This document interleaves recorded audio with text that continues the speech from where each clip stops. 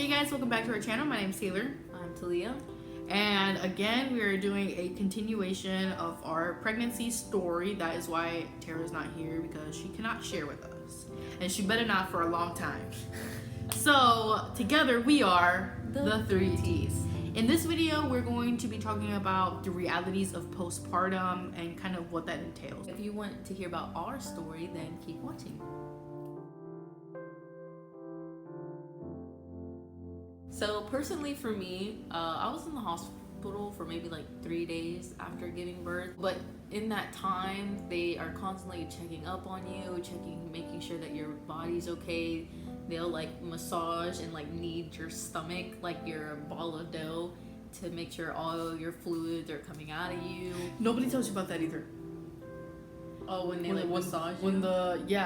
Because they're trying to get all the tissue out of you. Yeah. That junk hurts because they put a lot of pressure on your stomach. Yeah. To get everything out, and it hurts just as bad. Yeah, it was uncomfortable for me. It was just kind of like. Me and her, I have pictures, and I was like. After birth, you are constantly bleeding. Like you were constantly having stuff, coming out of you. Basically, wear these either really big pads or these kind of, I guess, like depends. Like you can wear Pampers, and I had to like lay on pads, and I had to wear pads. Like the things that you laid on. Mm-hmm. That's what mine were. They were just folded. I think I had that at first. They were like the long square ones. Yeah. But they had me take a shower, and then after that, I had like my pad on, and you had to wear like this kind of pamper thing on over it so it could stay in place. They weren't even like diapers. It was just like really big underwear. Yeah.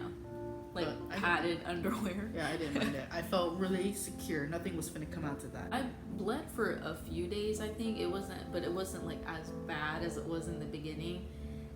But I was scared to like use the bathroom. They also give you a peri bottle is what they call it. I love that thing. Like a solution in it, or you can just use like warm water, and you literally like you spray yourself down there. You refresh yourself. Yeah, and so if you use the bathroom, because you're not really supposed to wipe it's an open wound basically. Yeah, and you don't want to risk getting infection or anything.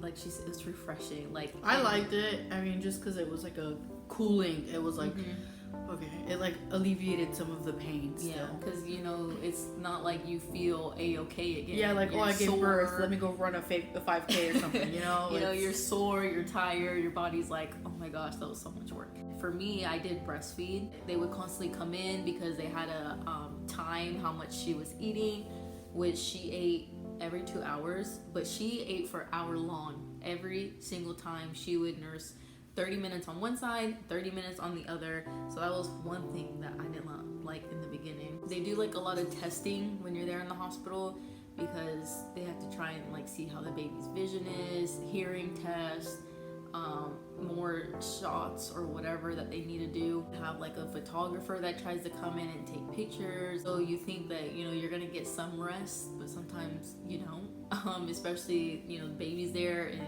they're waking up every 2 hours, and you constantly have to get up. But I kept wanting to do everything by myself, and they were like, you shouldn't be up and down. But I'm like, I feel okay enough to be able to walk around and do stuff on my own. But they're like, yeah, but you need to give your body a rest. And I'm like, okay, whatever. But I still did whatever I wanted to do. Having to fill out all this paper stuff because you have a whole new human, and you have to get them a doctor and make sure their name and social security and everything is set up before you go home. And it's just it's a lot. You're already dealing with yourself and your child, and you're having to worry about all this other stuff. So we're finally home, and Pablo was able to get a week off. Like what my family usually does, they say to stay home for 40 days, and you just take care of yourself, you take care of the baby, because you're supposed to just let your body heal and take it easy. And for me, it was just kind of I don't know, I felt fine, but at times I felt very lonely because Pablo wasn't there, and I was actually and still am living with him, but nobody else was home because everybody was working, everybody was at school. It's just me and Maya all the time, every day. I mean, it still is, but I'm able to, you know, actually be out and go out and about and do whatever. Resting at home, and, you know, I would, you know, eat here and there, because you constantly have to eat, especially with breastfeeding, because you're making food for the baby. So you have to make sure that you're staying hydrated and eating well. And in the beginning, it was kind of hard for me because for some reason, like, I don't get hungry a lot. I can go hours without eating and I'm fine, but you know, you're not supposed to do that. Especially after you just gave birth and you're breastfeeding, so it's not good for you. So I would have to remember, like, I need to feed myself because I was just so tired. And again, I was by myself. So it's just like, I didn't have somebody constantly like, you know, you need to do this, you need to do that.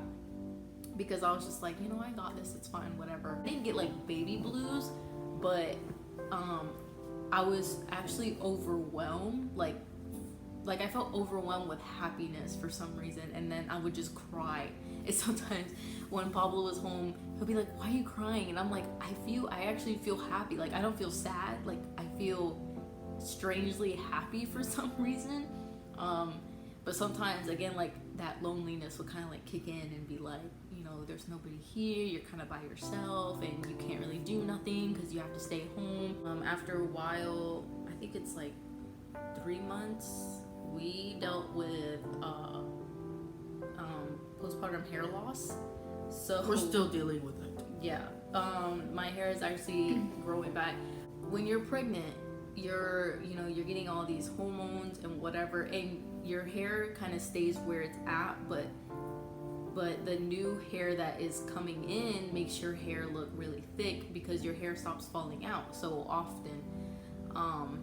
So you're getting like all that new hair that's growing in makes it look so nice and thick, but that same hair that was growing in as you're pregnant falls out after a while. For most women, some people don't even, don't deal with it, but we did. So my hair falls out constantly. After giving birth, it was like 10 times more. Yeah, because I've had a lot of people say, oh yeah, my hair falls out too, and I'm like, not you, it's not the same. No, it's not. It's because, like Talia said, you build all these hormones while you're pregnant because you're taking prenatal. Mm-hmm. So your hormones are on crack, essentially. And so when those hormones are gone and your body goes through a shock,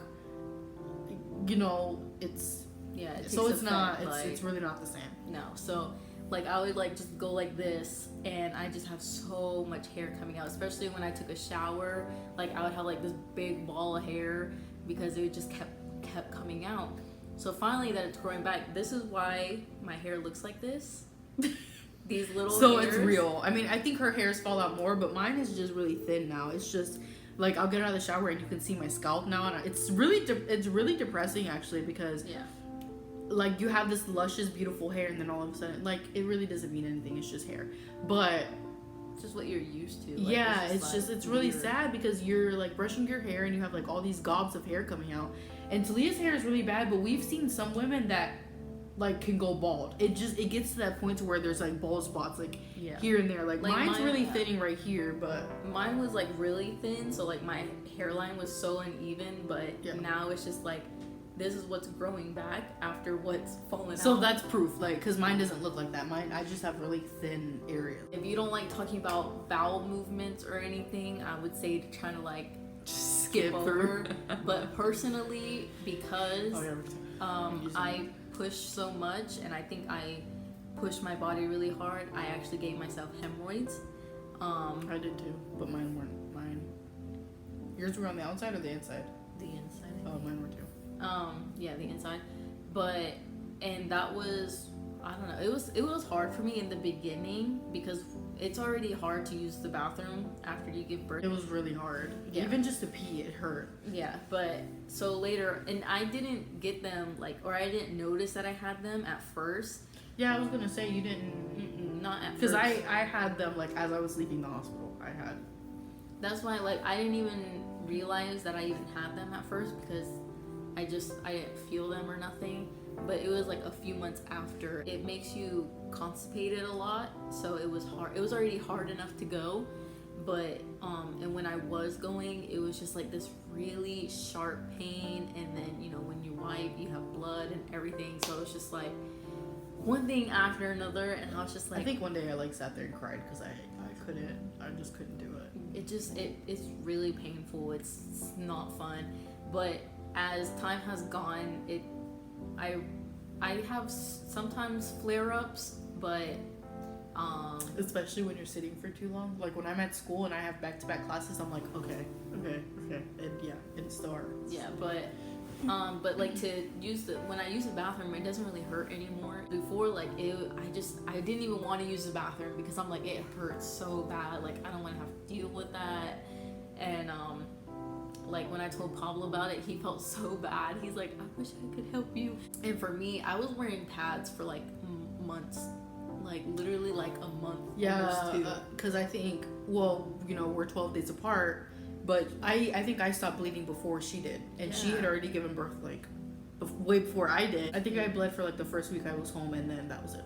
I was finally able to wear, like, a regular pad. Wearing a pad for, like, a month straight is not fun. It's not fun to your skin because it's constant, friction. Like I mentioned, I did have trouble eating in the beginning, and I think that took a toll on my body because before delivery, I was 163 pounds, and when I had went back to the doctor, I had already like dropped down to like my pre-pregnancy weight because after I gave birth, my stomach was just pretty saggy. Like I didn't have like a little bump or anything. Neither one of us had like a belly. Yeah, not like you still look like you're pregnant belly. No. But it was mainly like saggy. Some people, breastfeeding causes you to lose weight and causes your stomach to shrink faster because it like, takes from your fat. That, and it like triggers your stomach to contract back to its normal size. Because you are supposed to give yourself at least a year for your body to kind of go back into place. Especially if you're breastfeeding. Yeah. Because your organs were all pushed up, so everything's trying to fall back down, getting back in place. Your uterus, was so stretched out, and now it's slowly trying to shrink back. And so remember to give yourself time. Like I know some people, they do snap back or whatever, but you still need to let your body heal. That's great, but not everybody has that. So just remember to love your body in the process, because you'll get where you want to be, with hard work. But but still, you still have to give yourself time because again, with everybody being different, your body just works differently.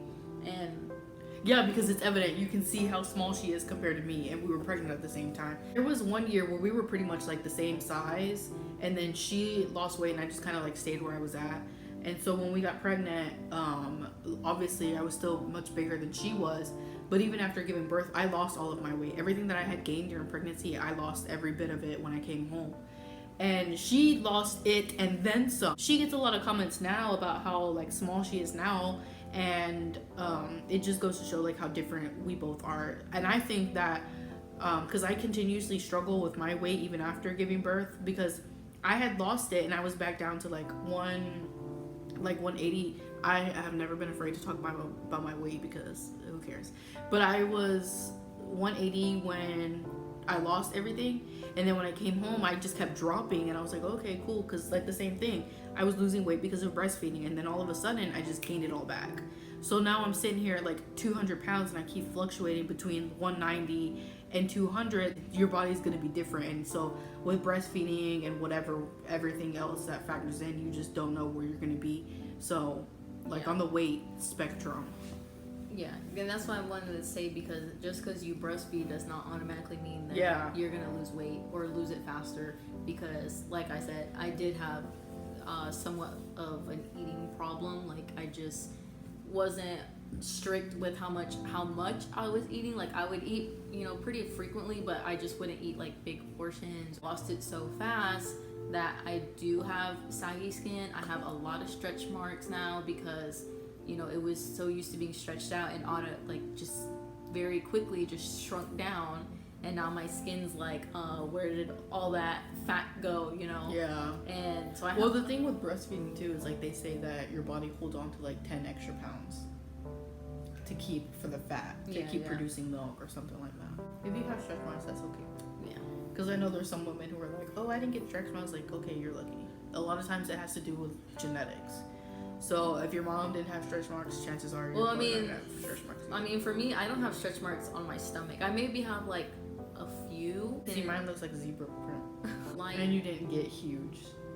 yeah, that too. So And I think that plays a role. Because I got big, like she later. Really did. Like, later I she got really big. got like a big stomach. He's a little husky baby. He's a little chubby. He was almost 9 pounds when he was born. So I was 6 pounds. So yeah. 6 pounds. You could picture like a little 6 pound baby and then a little 9 pound baby. But they're like the same length and everything. Yeah. Another thing that we kind of didn't touch on quite yet was like the postpartum depression and postpartum anxiety. I didn't so much have the depression, like Talia said. She was kind of overwhelmed with joy, and that's kind of how I felt. Like I would find myself sitting there holding him, like crying, because I'm like, oh my god, like this, I never wanted you, but you're like the best thing ever. But I suffered more from like the anxiety aspect and anger. I had a lot of anger towards Andrew. That was like later on. And I read this article. I'll have to find it and I'll link it in the description bar for you guys, about how postpartum works with like anxiety and depression and anger, and how, you know, things that you don't really think have an effect on you really do, because of the shock of no longer having those like high amounts of hormones in your body anymore. So I had more of like the anxiety issue. Like I freaked out about when I read about SIDS. I was constantly like watching him. I wouldn't sleep because I would sit there and just watch him breathe while he was sleeping.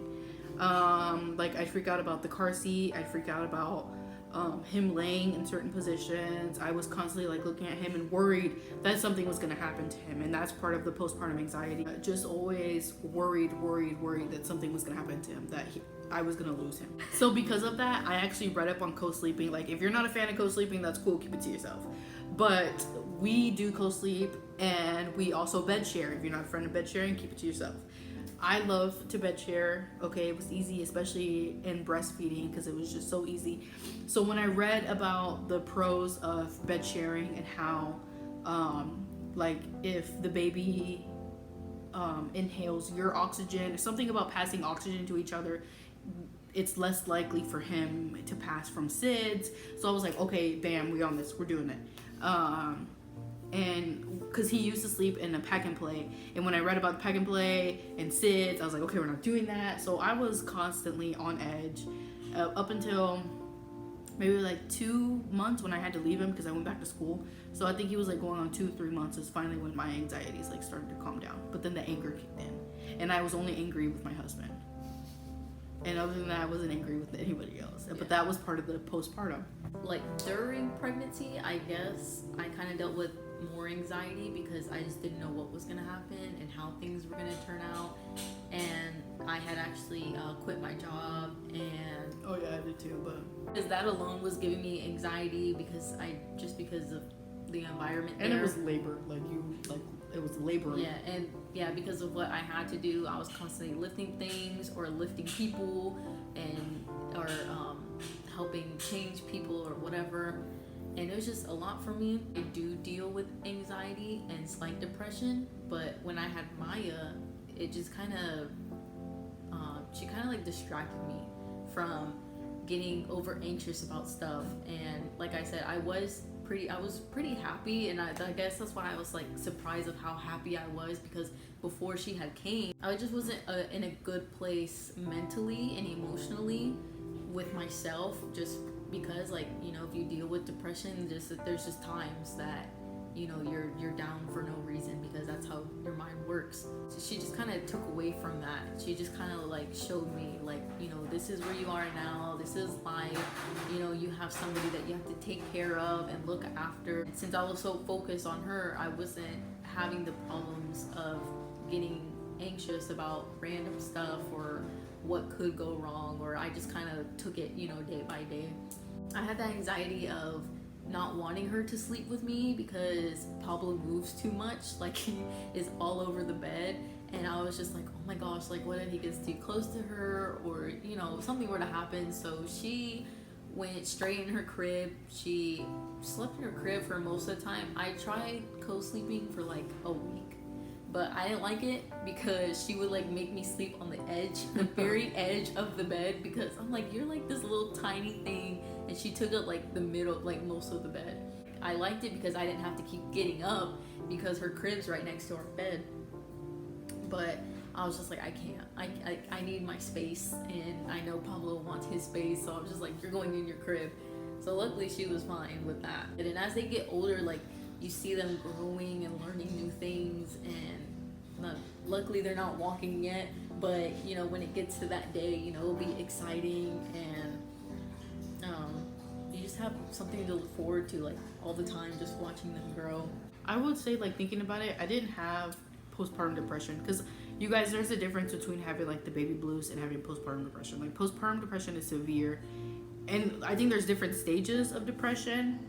But you know, we had a cousin who, God rest her soul, but we had a cousin who, after she had her second, you know, she had thoughts of like harming either herself or her baby because she just wasn't happy. And like, those are signs of postpartum depression. Like, if you have those, like seek help. It's more common than you think. It's important for you to like get out there and, you know, find somebody who can help you, or like talk to people, because the last thing you want is to feel like you're alone and you're trapped. Like, I had like the baby blues, in the sense that, oh, I have an extra thing to carry with me when I walk out the door. Like, I have to make sure I have this. I can't just pick up and go. I can't just hang out with my friends. I can't just drink, which I don't, but I can't just like drink, you know, if I wanted to. Like, I had that kind of thought, but it never took like control over my life. Because I had those thoughts plenty of times, because I'm just like, we can't just up and go to the movies. Yeah. We can't just go to an amusement park without having to worry about, you know, what we have to do and what we have to bring. And I mean, we still haven't even gone to the movies by ourselves. It's normal to not feel happy about things, and because a lot of times we had different apps and stuff, and the moms would be like, I found out I'm having a girl, but I'm not happy. Like, is this normal? Yeah, that would have been me. Like, if I found out, like, giving birth and I had a girl, that would have been me. I would have been like, I mean, I still love you, but there's something wrong with me, because you feel bad or guilty about something. And yeah, it doesn't get to that point to where you should look in the mirror and be like, okay, I think this is not right. Like, I shouldn't think that. Like, if you get to that point, then you seriously need to get some help, and that's okay. It's okay to say, oh my gosh, I'm dealing with this, I don't know how, and I need help, because the last thing you want is for like something to happen, and you know. Yeah, because you didn't want to go get help, or you think that, no, this isn't really wrong with me, but maybe there is something wrong. Yeah. I think like having a sad day and just being like, I wish I could just hang out like I used to with my old friends. I think that's okay. There's this really good show on Netflix. It's something about pregnancy. You guys should definitely check it out. I don't remember the name, but I'll figure it out and I'll link it again, or I'll put it in the description bar below. And they talk about that. There was a mom on there who talked about how she like hated her son. She gave birth, and even giving birth, she didn't want to see him. She didn't want to look at him. She didn't want to touch him. She wanted absolutely nothing to do with him. That is severe. Yeah. Like, you have to talk to somebody. And with our cousin that I was talking about, it got to the point to where we had an aunt who would actually take the baby so she could just relax in the house. It got to that point, and they ended up getting her help from her, because she had thoughts of like wanting to burn the house down and leaving the kids in there. You know, she had very like serious, like really sad thoughts. Yeah. So because that's how the mind works sometimes. Yeah. And as much as we want to change it and not think that way, because you could be like, wow, you sound like really terrible having those thoughts, but it's just like, I can't control it. Yeah, you like, can't. It's literally what my mind is, telling and people me. have no idea. Like, I couldn't imagine thinking like that, but am I gonna be like, that's not real, or you're just like, lying? Like, no, like, pregnancy is hard. Labor and delivery and postpartum is hard, and now that we've gone through it, and now that we're moms, we can be like, we feel for you. Like, even though we've never gone through that, like, we feel for you. Like, we support you. Thank you guys so much for watching. We really hope that you appreciate not only our story and our experiences, but some of the advice that we're giving you guys. And we just thank you guys so much for watching and for supporting us. comment down below what you would like to see next and what you liked about the video, or let us know your experience. So remember, if you like it, and if you don't like it, like it. Make sure you subscribe to our channel so that way you see when we post next, and go ahead and watch our other videos if you haven't seen those, and we'll see you next time. Peace.